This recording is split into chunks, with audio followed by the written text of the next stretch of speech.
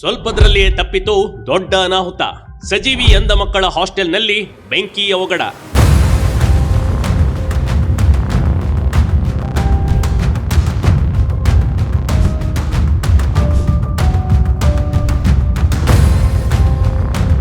Gas ಹರ್ಸಾಕತ್ತಿದ್ರಿ. ಅದು ಭಾಳ ಬೆಂಕಿ ಕಟ್ಟಿತ್ರಿ. ಅದು ಕೈಪಲ್ಲೆ ಎಲ್ಲ ಸುಟ್ಟಿದ್ರಿ.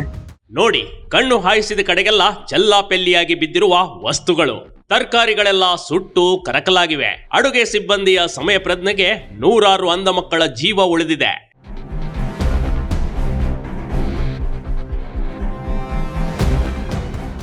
ಅಂದಹಾಗೆ ಇದು ಸಿಲಿಂಡರ್ ಸೋರಿಕೆಯಿಂದ ಆಗ್ಬೇಕಾಗಿದ್ದ ದೊಡ್ಡ ಅನಾಹುತವೊಂದು ತಪ್ಪಿದೆ ಕಣ್ರಿ. ಅಂಧ ಮಕ್ಕಳು ಮಲಗಿರಬೇಕಾದ್ರೆ ಇದ್ದಕ್ಕಿದ್ದಂತೆ ಬೆಂಕಿ ಹೊತ್ತು ಧಗಧಗಿಸಿರುವ ಘಟನೆ ಬಾಗಲಕೋಟೆ ಜಿಲ್ಲೆಯ ಎಪಿಎಂಸಿ ಬಳಿ ಇರುವ ಸಜೀವಿ ಅಂಧ ಮಕ್ಕಳ ಹಾಸ್ಟೆಲ್ನಲ್ಲಿ ನಡೆದಿದೆ.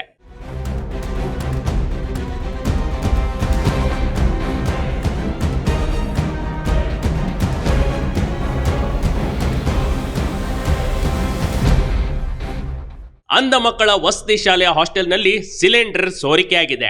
4 ಸಿಲಿಂಡರ್ಗಳು ಒಂದೇ ಜಾಗದಲ್ಲಿದ್ವು.